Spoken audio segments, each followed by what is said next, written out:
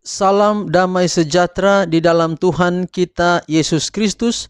Shalom. Puji Tuhan, oleh karena kita boleh tiba di hari yang baru, dan hari ini adalah hari Sabat. Kita boleh bersyukur untuk semua berkat Tuhan.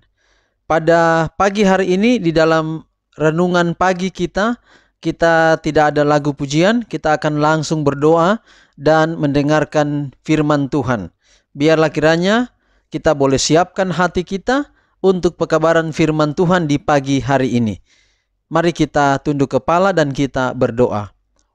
Ya Tuhan Allah Bapa kami di dalam kerajaan sorga, kami bersyukur kepadamu ya Tuhan, oleh karena cintamu bagi kami boleh berada pada hari yang baru, dan terlebih khusus pada hari ini kami boleh ada di hari Sabat Tuhan yang suci.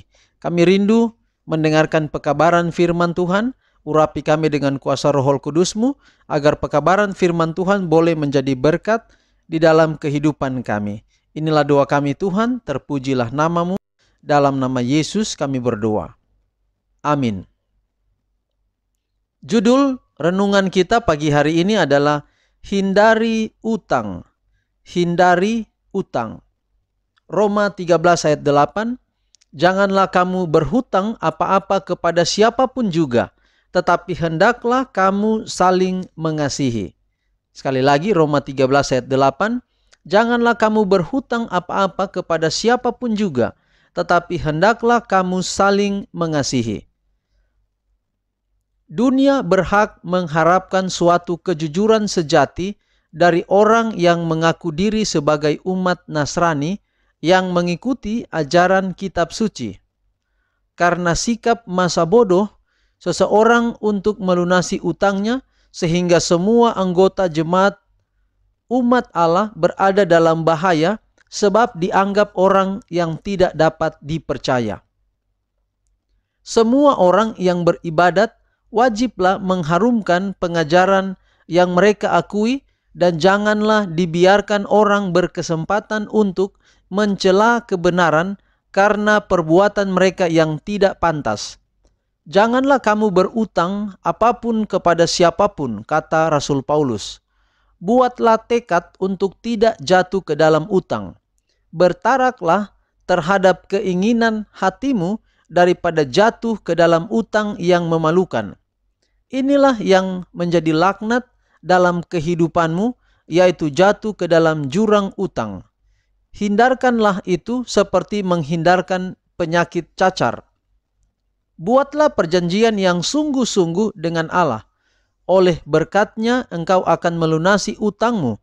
Kemudian jangan berutang lagi kepada siapapun.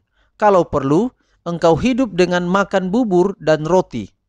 Memang mudah sekali menghidangkan makanan yang agak lesat, bila mana ditambah beberapa rupiah lagi yang dikeluarkan dari persediaan kantong. Tetapi simpanlah rupiah itu, maka akan terkumpul nanti ribuan rupiah. Ratusan rupiah yang dibelanjakan untuk membeli yang ini dan yang itu serta yang lain-lain, itulah kemudian menjadi bertumpuk menjadi ribuan rupiah. Tahanlah diri sendiri sekurang-kurangnya sementara dalam keadaan utang yang mencekam. Janganlah bimbang, jangan kecewa atau berbalik mundur. Tuhanlah, sekali lagi, tahanlah selera makanmu. Tabunglah uangmu, kemudian lunasilah utangmu. Usahakanlah pelunasan utang itu selekas mungkin. Apabila engkau sudah dapat berdiri tegak sebagai seorang yang bebas, tidak berutang kepada siapapun, engkau pun sudah memperoleh kemenangan yang besar, yang gilang gemilang. Kalau ada orang yang berutang dan benar-benar tidak sanggup melunasi utangnya, mereka tidak boleh diperlakukan dengan paksa untuk bertindak di luar kemampuan mereka. Haruslah mereka diberi kesempatan yang baik dengan membebaskan diri dari utang mereka, dan tidak boleh ditempatkan di mana mereka sepenuhnya tidak dapat membebaskan diri dari utang. Walaupun penagih utang dianggap perkara yang adil, itu bukanlah belas kasihan dan kasih yang berasal dari Allah. Ada saudara yang tidak bijaksana dengan memiliki utang yang sebenarnya dapat dicegah. Ada pula orang yang terlalu berhati-hati sehingga menggambarkan roh tidak yakin kepada Tuhan. Cara yang baik ialah dengan menarik keuntungan dari berbagai keadaan. Pada suatu waktu kita dapat mengumpulkan uang sehingga pekerjaan Allah dapat dimajukan pada waktu yang sama, berpegang teguh pada prinsip yang benar. Kutipan ini diambil dari tulisan Ellen White dalam buku seri Membina Keluarga, jilid 1 halaman 375 dan 376. Saudaraku yang kekasih, pagi ini sebelum saya menjelaskan terkait dengan renungan kita hari ini, saya ingin menyampaikan satu hal yang penting sehubungan dengan Ellen White. Ada banyak orang yang memiliki pikiran negatif terkait Ellen White. Bahkan ada banyak orang yang menganggap bahwa gereja Advent itu mempercayai Ellen White itu sudah salah karena seperti mentuhankan Ellen White. Sekali lagi saya mau katakan bahwa Ellen White tidak pernah menyebut diri sebagai nabi. Walau setiap tulisan-tulisannya, bahkan sepanjang beberapa waktu, kalau saudara ikuti renungan pagi yang saya bagikan, ini semua adalah tulisan Ellen White. Dan saya, saudara-saudara, bukan karena saya adalah orang Advent, lalu kemudian Ellen White itu saya yakini, maka saya memuji atau membela dia. Tidak, saudara. Tapi kalau saudara lihat semua tulisan yang Ellen White sampaikan, yang didasarkan pada semua firman Tuhan, maka tidak pernah saya lihat ada tulisan yang salah. Itulah sebabnya, saudara, mengapa gereja Mahasiswa Advent hari ke-7 begitu sangat menghargai semua tulisan Ellen White. Sekali lagi tadi saya katakan, Ellen White tidak pernah menyebutkan dia itu adalah seorang nabi. Dia juga tidak pernah menyebutkan dia itu adalah pengganti Alkitab. Tidak pernah. Gereja Mahasiswa Advent hari ke-7 mengapa sangat yakin dengan tulisan Ellen White? Karena tidak pernah bertentangan dengan Alkitab. Jadi mohon maaf apabila saudara-saudara yang lain berpikiran negatif terkait Ellen White. Dan tulisan kita hari ini sangat sepadan dengan apa yang dia katakan Alkitab. Roma 13:8, janganlah kamu berhutang apa-apa kepada siapapun juga, tetapi hendaklah kamu saling mengasihi. Nah, di dalam tulisan Ellen White dalam buku seri Membina Keluarga di pagi ini, kita melihat luar biasa tulisan Ellen White ini.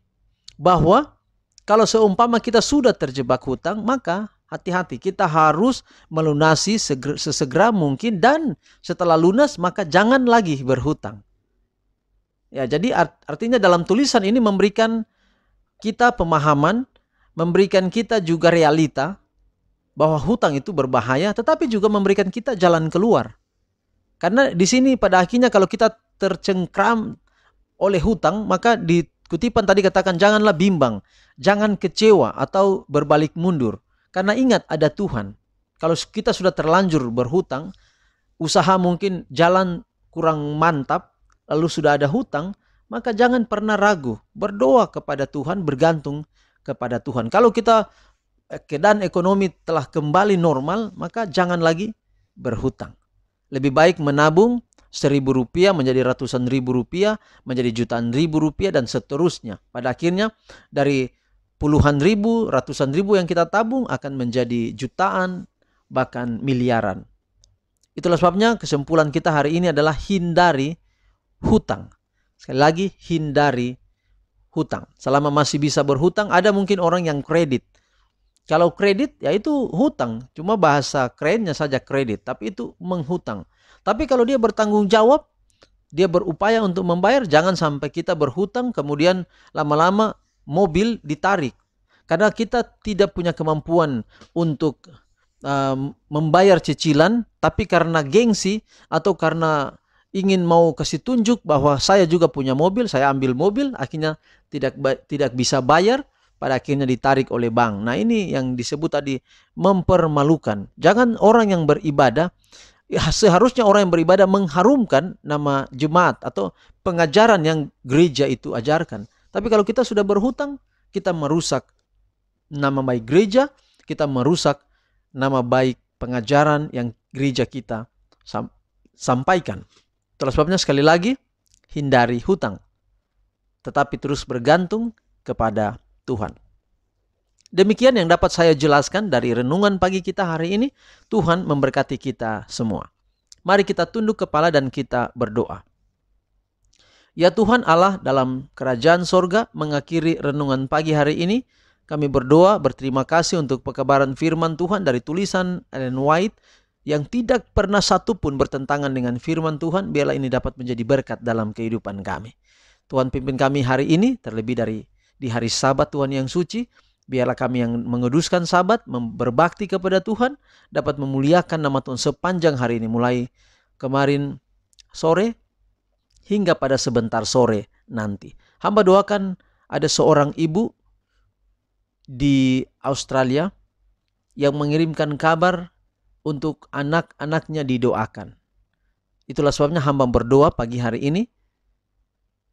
Yang mendengarkan audio ini tidak mengetahui nama mereka, tapi Tuhan mengetahui dan Tuhan memahami maksud hambamu. Hamba doakan Ibu Rina dan juga kedua anak wanita, suami mereka dan juga cucu-cucu dari ibu ini, Tuhan berkati. Mereka adalah anak-anak Kristen, dilahirkan dalam kehidupan Kristen. Dan doa hamba, kiranya mereka dijauhkan dari segala kehidupan duniawi.